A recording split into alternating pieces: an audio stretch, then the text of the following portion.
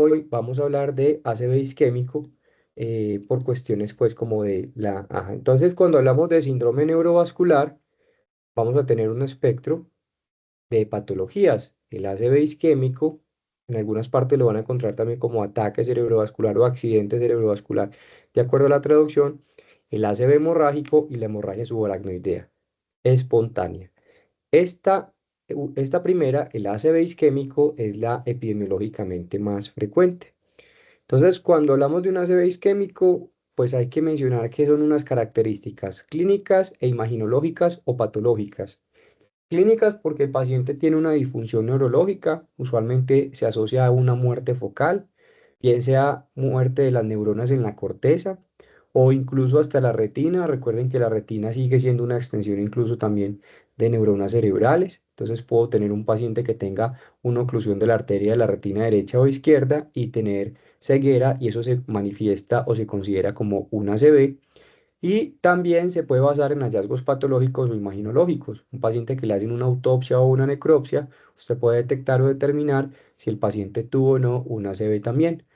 Y el paciente que viene con clínica, pues muchas veces o siempre, pues lo vamos a confirmar con una imagen que, de acuerdo al protocolo, como lo vamos a ver ahorita, pues irá cambiando también.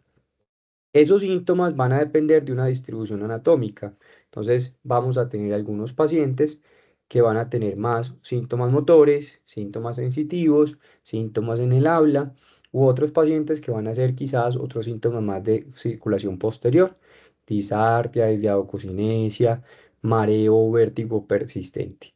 Y la idea es que para que esto se cumpla, pues los signos y síntomas de disfunción neurológica deben perdurar por las primeras 24 horas o más de 24 horas o hasta la muerte, es decir, que dejen secuelas.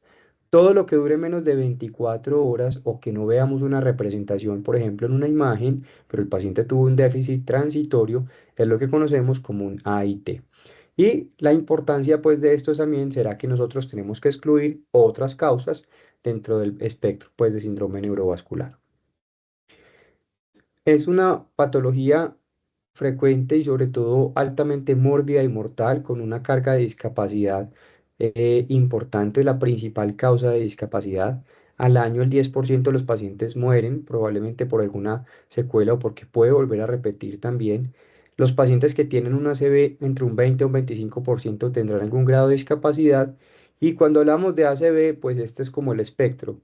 ACV isquémico en el 87%, hemorrágico en el 10% y su aracnidea espontánea en el 3%. Usualmente pues hablamos que hay un compromiso de pequeño vaso cerebral por la circulación o la anatomía cerebral, pero un 25% de los pacientes con ACV debutan o tienen un compromiso de gran vaso. ¿Alguno recuerda qué es un ACV de gran vaso o de circulación proximal? Entonces es la arteria o cuando hay una oclusión, por ejemplo, de la carótida, o cuando hay una oclusión de la primera porción de la arteria cerebral media en su porción de M1. Entonces eso es importante porque habrán pacientes que, además de la trombolisis, les puede servir otra estrategia que se llama trombectomía. Y a esos pacientes que les sirve la trombectomía son los pacientes que tienen una oclusión de gran vaso o vaso proximal. El pico de presentación está más o menos entre los 55 a los 75 años. Un poquito en cuanto a la fisiopatología en el ACV isquémico, entonces, ¿de qué va a depender la sintomatología?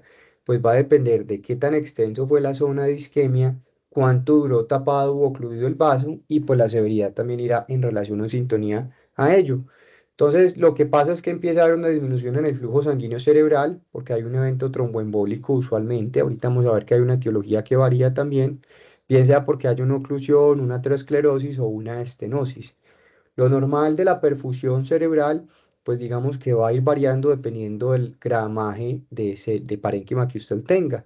A medida que va disminuyendo, por ejemplo, en un paciente de edad avanzada o un paciente que tiene alguna alteración en la circulación o un paciente que tiene una ACV, pues vamos a disminuir el flujo sanguíneo cerebral y empieza a tener áreas de atrofia y empieza a tener otros cambios motores o sensitivos. Hay una zona que está más o menos entre 8 y 12 para que ya digamos que el infarto está completamente establecido, y aquí pues la trombolisis no le va a servir. Ya hay una zona de parénquima donde ya pues el cerebro completamente murió. Pero hay un punto de corte y es en 20 y es la zona de penumbra.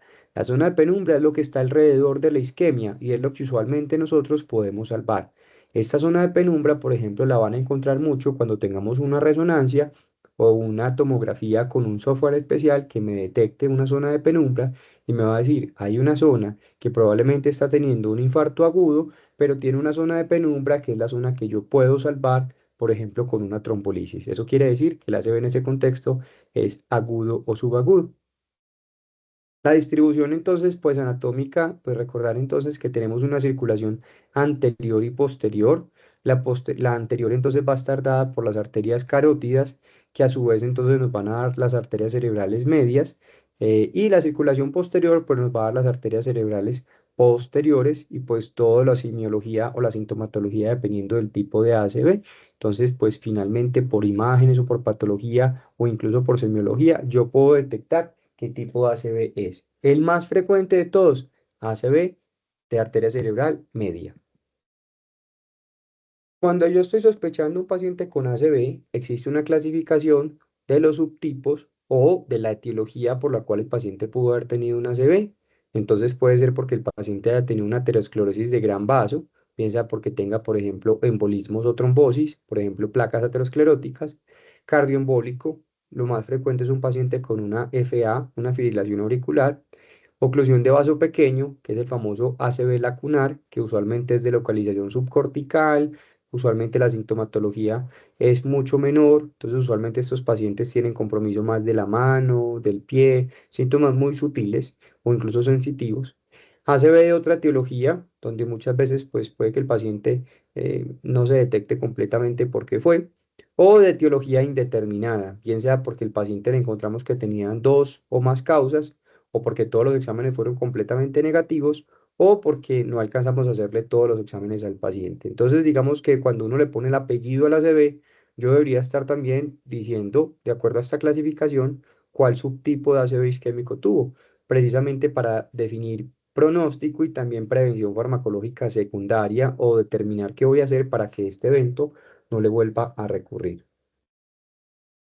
Como veníamos diciendo, hay un riesgo de recurrencia a 5 años del 20%. De todos, la hipertensión arterial es uno de los más frecuentes, sobre todo la hipertensión arterial mal controlada, con variabilidades de presión incluso entre visita y visita. La dislipidemia, la diabetes, el síndrome metabólico, la obesidad o el paciente que no está tomando, por ejemplo, ASA o que no está tomando terapia plaquetaria, pues tendrá mayor riesgo también. ¿Cuándo y cómo sospecharlo? Entonces, recuerden que tenemos una evaluación clínica prehospitalaria, que es la escala FAST o el ABC, entonces donde vamos a evaluar al paciente que sonría. Si evalúo que el paciente está sonriendo y hay una asimetría facial, pues yo debería sospechar un ACV, que levante los brazos y usualmente un brazo empieza a caer y diga su nombre y vamos a ver que el paciente le cuesta o no puede hablar. Entonces es muy importante, pues nosotros también que aprendamos a reconocer estos síntomas y que nuestra familia también, y pues tiempo es cerebro como tiempo es corazón. Cuando intervenimos rápidamente a estos pacientes, pues lo podremos llevar a un sitio donde le podamos aplicar una trombolisis farmacológica. Hablamos ahorita de una ACV proximal. ¿Quién me recuerda qué es lo que es una ACV proximal?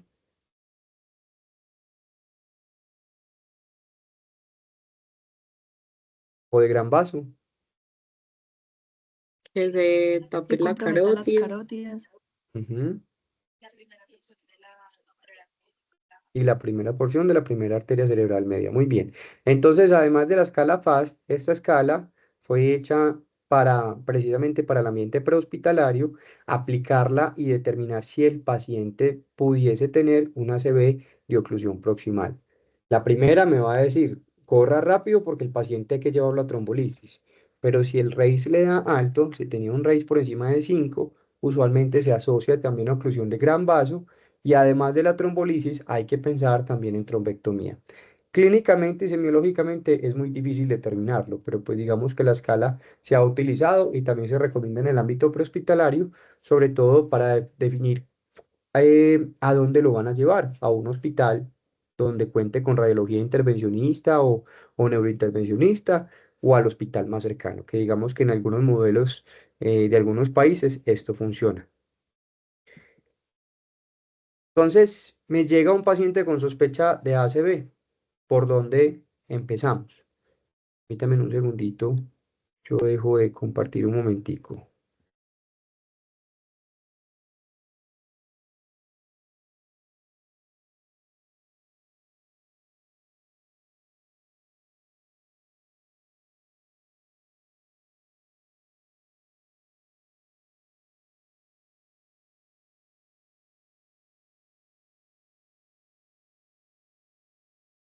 Entonces vamos a empezar con este caso.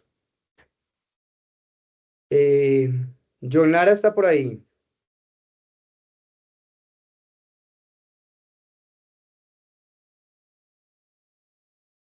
Bueno, Alejandro Fernández, ayúdanos con este caso, por favor. Bueno, datos del paciente: nombre, Pedro González, edad 67 años, sexo masculino, antecedentes: hipertensión arterial mal controlada, diabetes mellitus tipo 2, dislipidemia, fumador activo más de 20 cigarrillos por día. Consulta: lleva media hora hablando raro y con debilidad del lado derecho. Ujú. Muy bien, entonces de estos factores de riesgo, ¿cuáles son importantes para pensar en una ACV? Todos, Doc. Todo, ¿cierto? Muy bien. De ellos, usualmente la hipertensión arterial mal controlada va a ser uno de los más importantes. Entonces, motivo de consulta, lleve a media hora raro o con debilidad en el lado derecho. Este paciente nos llega a urgencias, o ustedes están en un traslado en una ambulancia, o están en un pueblo, pilas. Tengo que empezar a indagar algunas preguntas que serán importantes, como ¿cuál, Alejo? ¿Cuál te acordás? ¿Qué cosas podemos preguntarle a don Pedro? Que cuando le empezó, pues, ¿hace cuánto empezó? O sea, ¿cuándo fue la última vez que lo vieron en su normalidad? Ok, muy bien. ¿Qué más? Los demás pueden participar. Que ya le había pasado antes. Ok, si ha tenido antecedentes. ¿Qué más le preguntarían? Sí, tiene dolor de ¿Qué cabeza. medicamentos toma? Cefalea, ¿qué medicamentos toma? Ok. Muy bien, entonces en este paciente nos dice que hace aproximadamente 30 minutos estaba viendo televisión, su esposa nota que se le empieza a desviar hacia la izquierda y comenzó a hablar de forma ininteligible.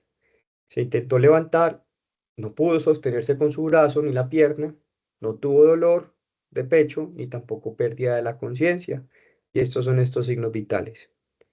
Entonces, ¿qué les llama la atención de esos signos vitales? Valentina Dávila, por ejemplo. Que pues está muy hipertenso. Mm, Ok.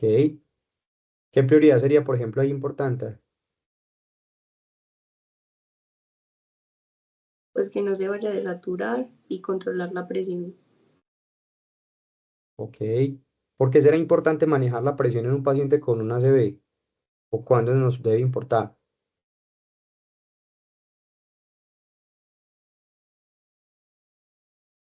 Profe, porque hay unos rangos de presión necesarios para poderle hacer la trombolis.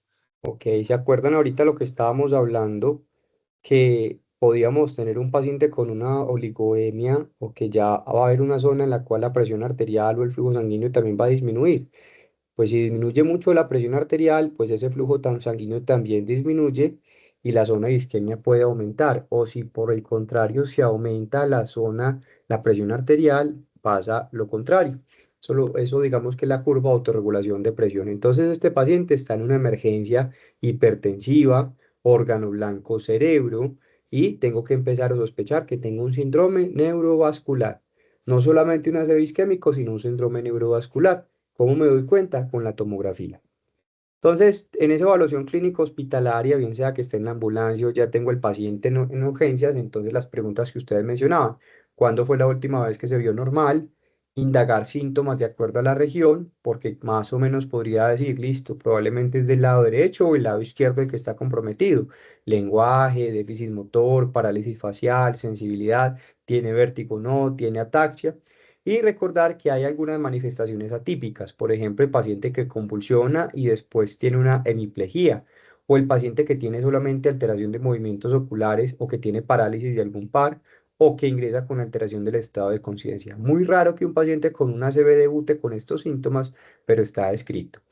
Y en la literatura también van a encontrar un término que se llama los stroke mimics o los imitadores de un ACV agudo. Usualmente los que más describen son las crisis migrañosas. El paciente que es migrañoso y en alguno de sus episodios de migraña tiene una hemiplegia o deja de hablar y eso pues digamos que nos pone en riesgo porque no sabemos si es un ACV o si es una crisis de su migraña. La única manera de darnos cuenta es con una resonancia. En la resonancia en una migraña pues no habrá ningún cambio, mientras que si hay un ACV isquémico pues la resonancia sí estará alterada. Un síncope, un paciente con hipoglicemia, por eso siempre hacemos glucometría en estos pacientes, delirio, trastornos funcionales, debilidad, por ejemplo, en pacientes que estamos sospechando una ELA o alguna patología desmielinizante. Tiempo de evolución de los síntomas y los antecedentes, pensando en qué, criterios de inclusión y exclusión para trombolisis farmacológica o también buscando otros diagnósticos diferenciales. Y una vez lo hayamos hecho bien esa anamnesis, pues realizar un examen físico y neurológico. Las guías más o menos recomiendan como estos tiempos, entonces, por ejemplo, la evaluación inicial menos de 10 minutos, activar el código ACV o notificar al hospital cuando haya un código ACV menos de 15, tomografía menos de 25 o interpretada menos de 45, trombolisis menos de 60 y el paciente ya debería estar incluso hospitalizado o bien sea en cuidados especiales o cuidados intensivos en menos de 360. Digamos que estos tiempos son variables, van a depender del protocolo de la institución, pero lo importante es saber que pues hay que hacer las cosas rápido porque entre más tiempo pase, pues la zona de isquemia será mayor. En ese examen físico de este paciente, entonces será importante indagar los signos vitales. Ya vimos que el paciente anterior tenía una emergencia hipertensiva. Puede que el paciente tenga compromiso de la vía aérea, entonces puede que el paciente haya incluso necesidad de intubarlo, ¿cierto? Cuando el paciente esté con deterioro del Glasgow, un Glasgow menor a 8, que no maneje mal sus secreciones o que incluso esté en paro. Un paciente con una ACV puede entrar en paro, por eso digamos que vemos este capítulo de ACV en esta capacitación y evaluar y manejar el compromiso hemodinámico. Si tengo que corregir la glicemia, la corrijo. Si tengo que corregir la saturación, la corrijo. Hacer un abordaje ABCDE muy dirigido en el manejo de estos pacientes. Recuerden que hay una escala que se llama el NIS, que pues es una escala que nos va a predecir o nos va a decir de acuerdo al posible tamaño de la CB, pues también nos define probablemente necesidades de tratamiento y permite tener una comunicación interobservador, que quien realice esta escala, pues digamos que sea homogénea. Entonces va un puntaje de 0 a 42 y nos va a decir qué tan grave está el paciente o el compromiso neurológico que tendrá el paciente. Antes se decía que entre 5 y 25 usted podía trombolizar a los pacientes. Esto digamos que ya no se recomienda, ya usualmente no es una exclusión solamente por el NIS. Podemos tener un déficit mínimo que incluso haya necesidad de trombolizar al paciente, una CB menor, menos de 5 puntos, moderado de 6 a 25 y una CB grave, más de 25 puntos. Entonces recuerden, por el NIS no es una contraindicación para trombolizar, pero pues si el paciente tiene una ACV mucho más grave y lo trombolizo, incluso tendrá más riesgo de sangrado. Hay que evaluar obviamente otros factores de riesgo también. No me voy a detener aquí a evaluar pues como la parte del NIS. Recuerden que ustedes tienen acceso al curso también de certificación del NIS y si no pues le dan la repasadita, qué preguntas hacer, qué órdenes evaluar y cómo se evalúa la mirada, cómo evalúo el campo visual, cómo evalúo la fuerza de las extremidades y de acuerdo a eso pues me va a dar un puntaje que la idea es que en su calculadora, en su celular, en la hojita impresa si la tiene, pues que usted determine cuántos puntos le dio al paciente.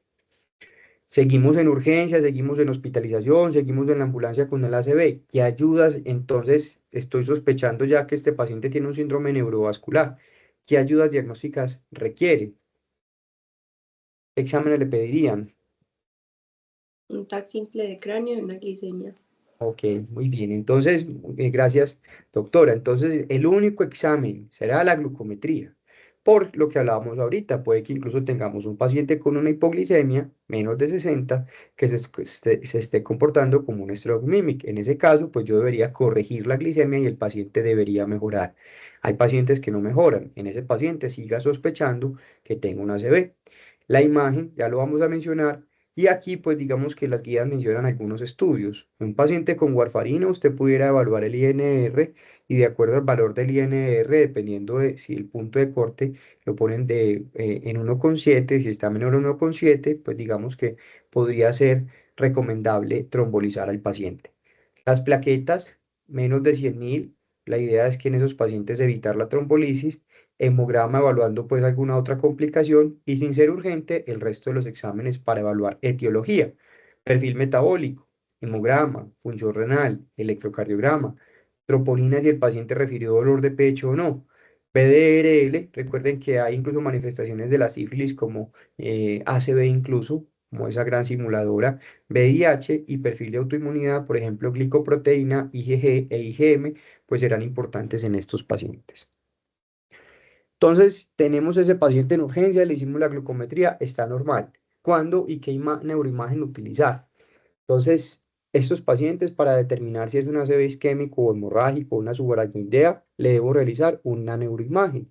Y a todos los pacientes de acuerdo a la disponibilidad en cada servicio. En todos los servicios de urgencias o en todos los hospitales no siempre van a tener resonancia. En algunos hospitales, por ejemplo, estos protocolos funcionan solamente con resonancia o de entrada el paciente ingresa a resonancia. ¿Por qué? Porque usualmente nos va a dar más detalle y usualmente va a ser incluso efectiva para determinar tiempo aproximado de evolución, sobre todo en el ACV del despertar. Como veíamos ahorita, idealmente en esos primeros 20 minutos yo debería estar realizando la neuroimagen. ¿Y para qué me va a servir? Para evaluar si hay hemorragias, si está con una hemorragia, no podría trombolizar, determinar si hay una oclusión de gran vaso, evaluar, por ejemplo, el volumen del tejido, esto lo vemos más con una resonancia, y la zona de penumbra también. Entonces, en cuanto a tomografía y resonancia, usualmente va a depender del protocolo, ¿cierto? En la gran mayoría de los hospitales pedimos un ataque de cráneo simple y si la tomografía de cráneo simple está normal, yo debería solicitar una angiotomografía para evaluar si hay una oclusión de gran vaso y con eso pues determinar si el paciente se beneficia o no, incluso de trombectomía también. Si mi protocolo, mi hospital es con resonancia, lo hago con resonancia, pero en su gran mayoría, TAC de cráneo y si está normal, le pido una angiotomografía siempre y cuando esté en ventana para trombolisis. El TAC de cráneo, pues es la estrategia más disponible y más utilizada. Nos va a permitir evaluar cambios isquémicos, también nos va a determinar zonas de hemorragia también. Y uno de los puntajes o uno de los scores que vamos a evaluar en estos pacientes será el ASPEX. Recuerden que el ASPEX es un puntaje que me va a permitir evaluar pronóstico, nos va a permitir evaluar la extensión del territorio de la arteria cerebral media comprometida, pero tampoco es una contraindicación para llevar a trombolisis. Usualmente en pacientes con puntajes menor a 7 se asocia a mayor riesgo de sangrado, pero como veníamos hablando ahorita, pues esto es, digamos que es una sumatoria de cosas que usted tiene que llenarse de motivos para definir si hace o no la trombolisis. Probablemente este puntaje le va a decir, pilas, este paciente tendrá más riesgo de sangrado. ¿Qué evalúa el ASPEX? Entonces, el ASPEX nos va a evaluar unos puntos que ya lo vamos a mencionar. Antes de eso, pues recordar que hay unos cambios tempranos en la tomografía de cráneo, entonces evaluar también el signo de la arteria cerebral media hiperdensa, como lo vemos en la pantalla. Vemos acá que la arteria cerebral media se ve más blanquita, más hiperdensa, se ve incluso calcificada. Entonces uno diría, listo, ¿será que está calcificada o será que el paciente tiene un trombo y por eso se ve como más brillante o más hiperdensa? Entonces, pilas porque incluso en pacientes con hematocritos elevados o calcificaciones anatómicas se puede ver de esa manera. Pero si usted ve eso y está sospechando una ACV, es un cambio temprano. Tampoco es una contraindicación para trombolisis. Aquí tenemos también otras, como la vemos acá en la imagen. Esta otra será la pérdida de la diferenciación entre la sustancia gris y la sustancia blanca en la ínsula. Voy a mostrarles acá este video que les traía.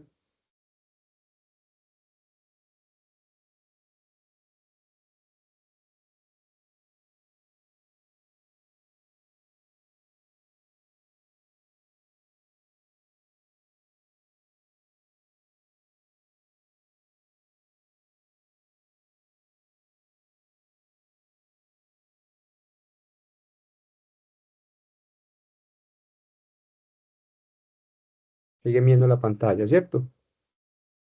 Sí, profe. Bueno, entonces esta página se la recomiendo, se llama Radiopedia, ahí pueden jugar con ella y les van a enseñar mucho de tomografías. Entonces, vamos a ver aquí cómo esta tomografía es una tomografía de cráneo simple, vamos a evaluar anatómicamente de forma bilateral y vamos a buscar el lóbulo de la ínsula, vamos a comparar con el lado derecho con el lado izquierdo.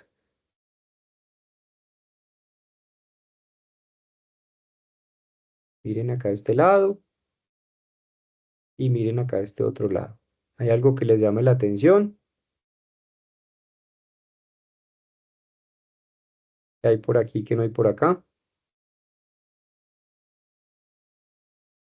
Pues acá hay una hipodensidad y esa hipodensidad puede estar descrita, por ejemplo, en los cambios tempranos incluso de ACV.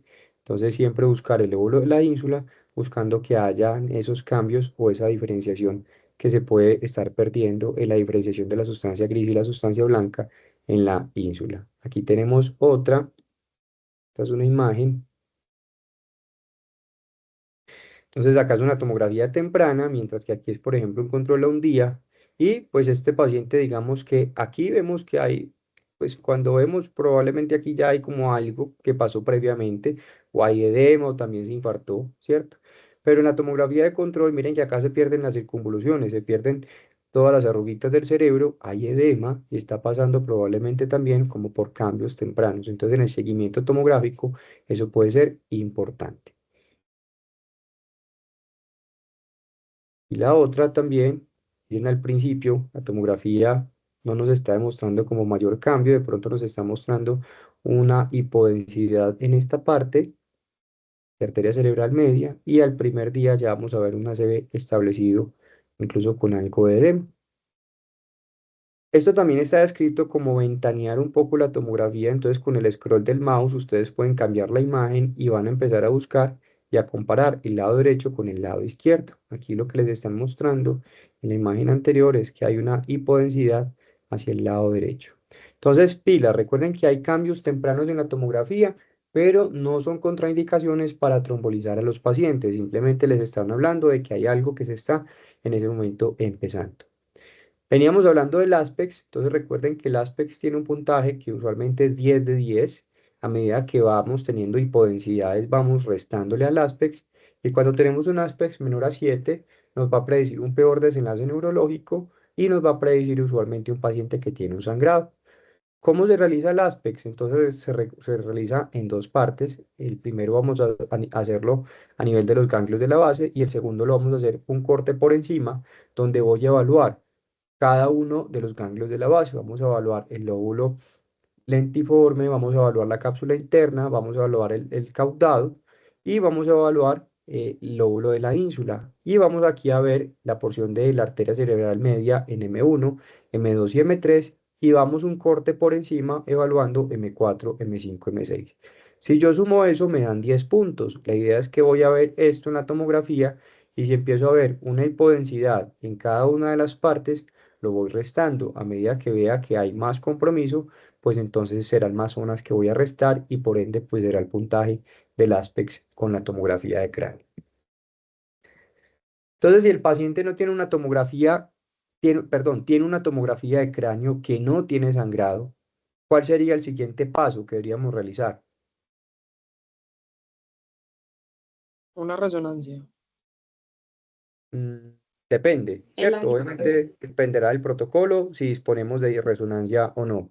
Pero si no tenemos de resonancia, pero solamente tenemos tomografía, ¿qué haríamos? el angiotac. Una angiotomografía, muy bien. Entonces, la angiotomografía de vasos de cuello y de cráneo, siempre que la tomografía de cráneo esté sin sangrado y que yo esté sospechando que el paciente tiene una ACV y que estemos en ventana. Me va a servir sobre todo para definir qué trombectomía mecánica. Nos va a permitir evaluar la circulación y detectar si hay zonas de estenosis, malformaciones, trombos o todo lo demás.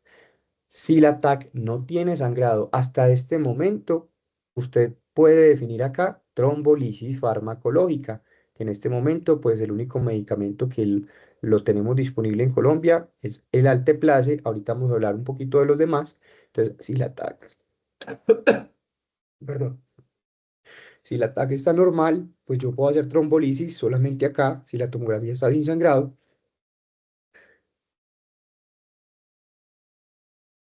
Pero si además pienso que el paciente se beneficia de trombectomía y estoy en ventana, primeras 6 horas, debería estar realizando también una angiotomografía de vasos de cuello y de cráneo.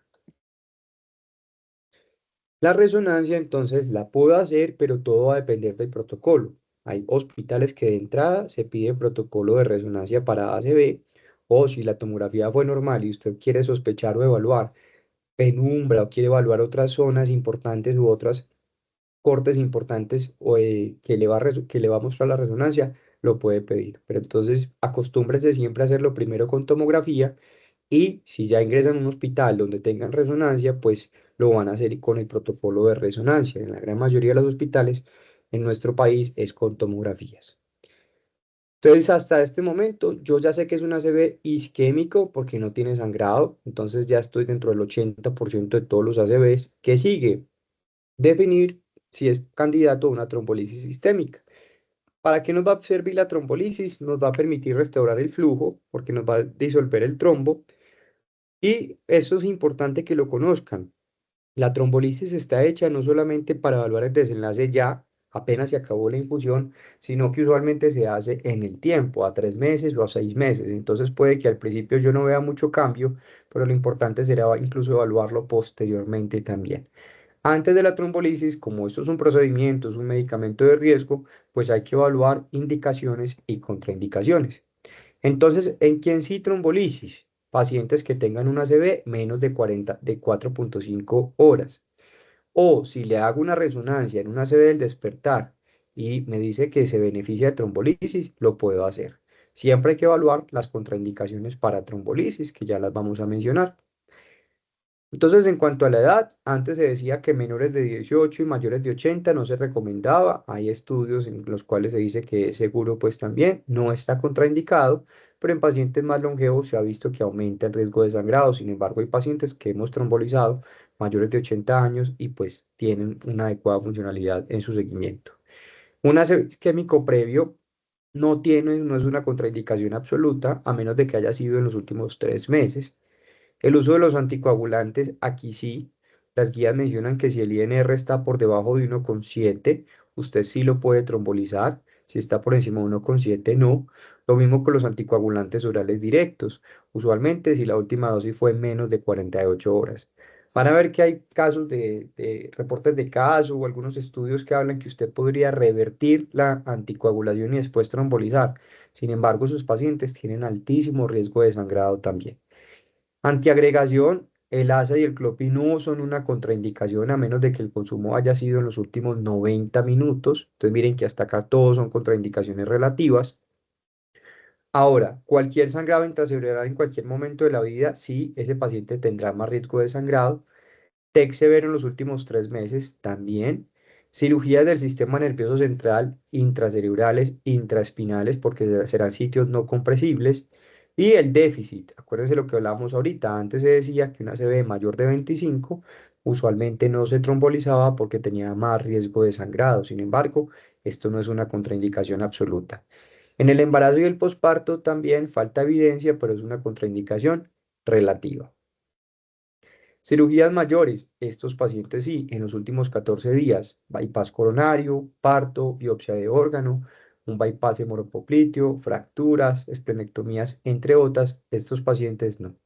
Sospecha de endocarditis, obviamente, pues no es un paciente que vamos a trombolizar, pero si además de eso está haciendo síntomas neurológicos, lo que tengo que pensar es que el paciente esté embolizando es focos de su endocarditis, no que esté embolizando trombos, sino que esté embolizando probablemente focos piógenos.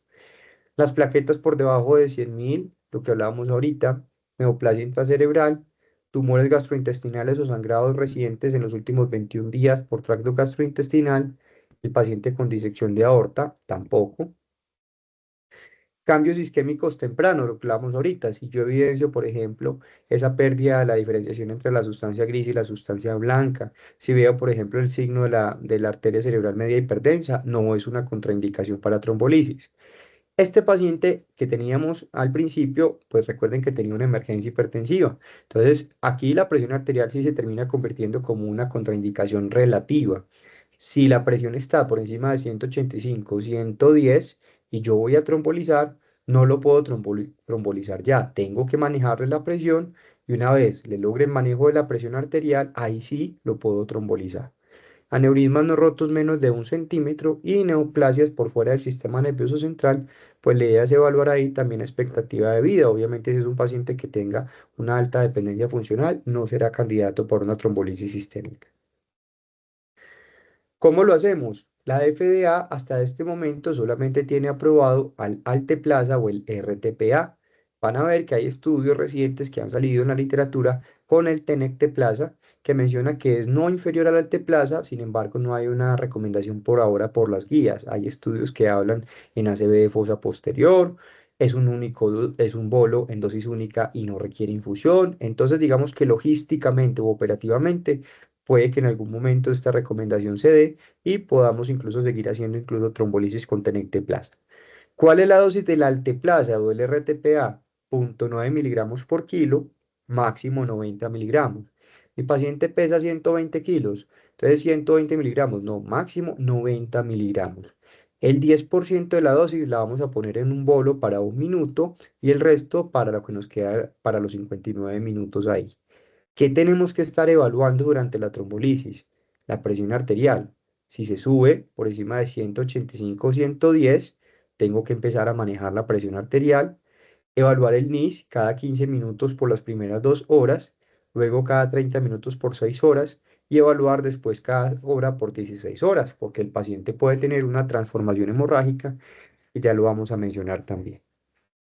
¿Cuándo entonces debería suspender la infusión? Empecé la infusión y mi paciente se puso raro. Empezó con náuseas, empezó con vómito, está muy hipertenso, pilas, ese paciente puede que haya sangrado.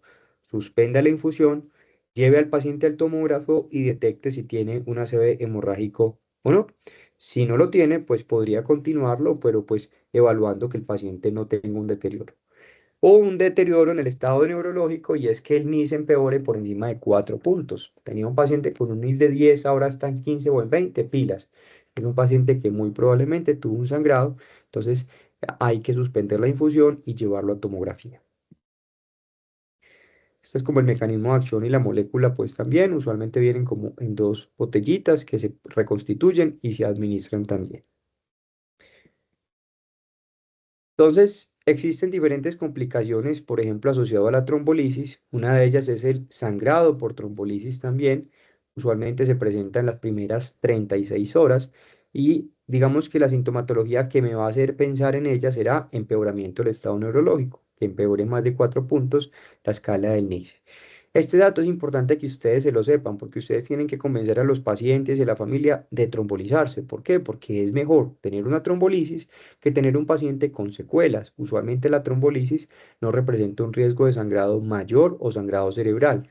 En la mayoría de los estudios, las tasas de sangrado o hemorragia cerebral asociada a la trombolisis, en algunas de ellas, pues eran del 6%. Sin embargo, los estudios clásicos nos mencionan 2, 3%. Entonces, cuando usted lo vaya a decir, vamos a trombolizarlo, pues digamos que será mucho mejor, pues que usted vaya con un dato claro y decirle, puede que haya una posibilidad, pero es muy baja, cercana al 2%, y pues digamos que eso va a ayudar a convencer al paciente también. Las tasas de mortalidad solo por sangrado sí se aumenta notoriamente porque es un paciente que puede tener una herniación o incluso tener otras complicaciones posteriores. Entonces, ¿cómo manejo el sangrado por trombolisis? Entonces, el sangrado por trombolisis debería suspender la infusión, se debe administrar crioprecipitado, se recomienda infusión de plaquetas también. No hay una utilidad o no hay una evidencia fuerte frente al uso del plasma fresco o el complejo protrombínico. Entonces, idealmente se administra crioprecipitado que contiene factor 8 y plaquetas. Y manejar la presión arterial para que el paciente no esté más hipertenso y por ende tenga más riesgo de sangrado. Usualmente estos pacientes tienen deterioro del estado de conciencia, hay que intubarlos, llevarlos a cuidados intensivos y probablemente serán pacientes que hay que definir si se llevan a cirugía o no. Profe, Señora. el ácido tranexámico acá lo podemos Sí, usar. sí, esta es como una recomendación que la guía les dice, entonces crioprecipitado 10 unidades y plaquetas y también les dice podemos utilizar 1 gramo de ácido tranexámico. Sin embargo, pues la evidencia del ácido tranexámico aquí no es tan fuerte. Lo que más necesitamos en ese momento es factor 8 que lo vamos a colocar con el crioprecipitado y manejo de soporte. Otra complicación que estos pacientes pueden hacer es el angioedema y es como si el paciente estuviera haciendo usualmente una anafilaxia, empiezan a tener edema de la lengua, de la úvula, del labio, empiezan a tener deterioro del estado respiratorio. y muchas veces puede que requieran incluso una intubación. Entonces, también en ese caso, suspender la infusión, recomienda el uso de esteroides, antihistamínicos. Hay una molécula que está descrita que se llama el icatibant, es un un antagonista contra el receptor de bradicininas. No siempre lo van a tener, usualmente está en los hospitales grandes. Eh, si no cuentan con el icatibant, se dice que usted pudiera utilizar el plasma fresco congelado, incluso pues también como tratando de aportar las moléculas que necesita pues como para tener ese efecto agonista, y manejo de la vía aérea. Usualmente el angioedema tienen tanto compromiso orolingual que muchas veces estos pacientes terminan intubados. Entonces que no se les olviden complicaciones por ACV por trombolisis, sangrado y angioedema. ¿Qué otras intervenciones son importantes en ACV isquémico y qué otras metas? Entonces, definir si tengo que intubar a mi paciente, todo dependerá del estado de conciencia, o si el paciente, por ejemplo, está al comer o al toser o al tragar, empieza a toser y no tiene un buen manejo de las secreciones, ese paciente está haciendo síntomas bulbares y hay necesidad de intubarlo. Meta de saturación por encima de 94, obviamente evitando la hiperoxemia para que no se formen radicales libres y por ende empeore el estado inflamatorio alrededor del ACV.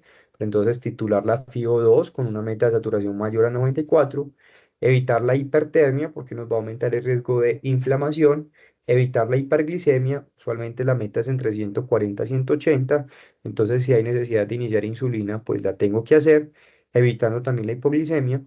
Y antihipertensivos, por ejemplo, en el paciente que no voy a trombolizar, recuerden que solo se inicia manejo antihipertensivo en ese paciente si la presión está por encima de 220, 110.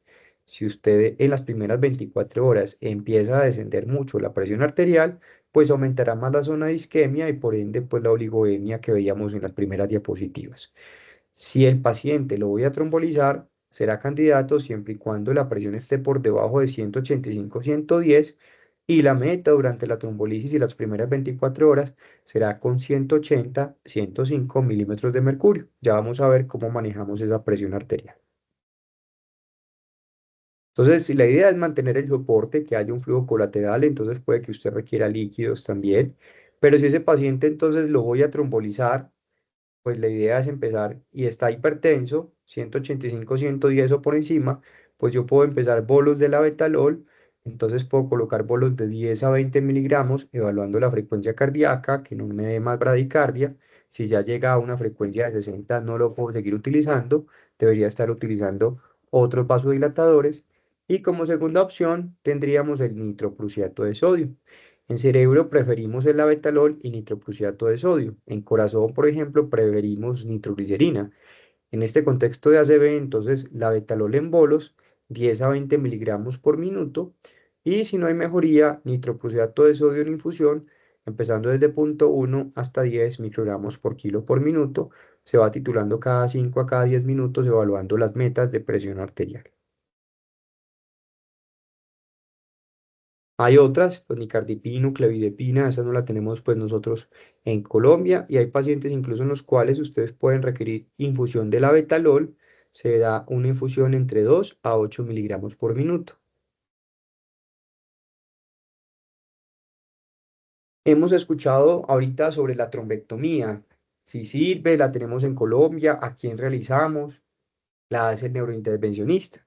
Entonces, en los pacientes, como hablábamos ahorita, que la tomografía de cráneo no tenía sangrado, pero en la angiotomografía nos está demostrando que hay una oclusión de vaso proximal, oclusión de la arteria carótida interna o arteria cerebral media en la porción de M1, será el paciente candidato a trombectomía.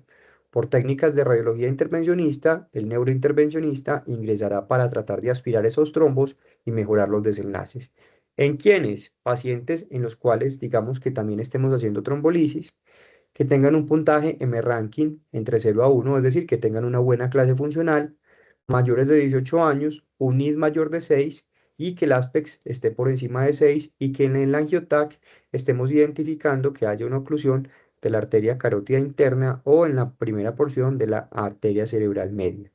La ventana o el tiempo de ventana para trombectomía son 6 horas. van a encontrar que hay algunos estudios que hablan que van hasta las 16 o 24 horas. Sin embargo, pues hasta este momento no tenemos el software disponible para aplicar estos criterios que hablan estos estudios. Entonces, en nuestro medio, la trombectomía usualmente se hace en las primeras 6 horas, siempre y cuando cumpla esas características. ¿Qué otros cuidados y metas serán importantes? Entonces, antiplaquetarios. En un paciente que tiene un ACV isquémico debemos prevenir que nuevamente vuelva a tener. Por eso empezamos aspirina en todos los pacientes con ACV isquémico. Si lo trombolizamos, lo iniciamos usualmente en las siguientes 24 horas y si no, lo podemos iniciar de forma inmediata. Hay pacientes en los cuales se da antiagregación dual, usualmente pacientes con una ACV menor, pacientes que tengan una ACV menor, un ID menor de 5, entonces van a ver que hay pacientes en los cuales les empezamos aspirina y clopidogrel por 21 días y se le va haciendo el seguimiento también, o cuando se demuestre que hay una estenosis intracerebral.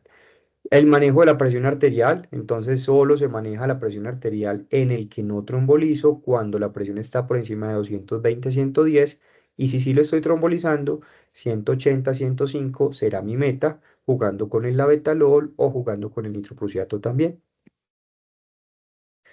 Tromboprofilaxis son pacientes que también tienen riesgo de tener eventos tromboembólicos pulmonares o miembros inferiores, entonces pues no lo voy a empezar todavía con enoxaparina o algún anticoagulante subcutáneo, pero sí le puedo colocar medidas de gradiente mientras que podemos hacer el inicio de la terapia de la tromboprofilaxis.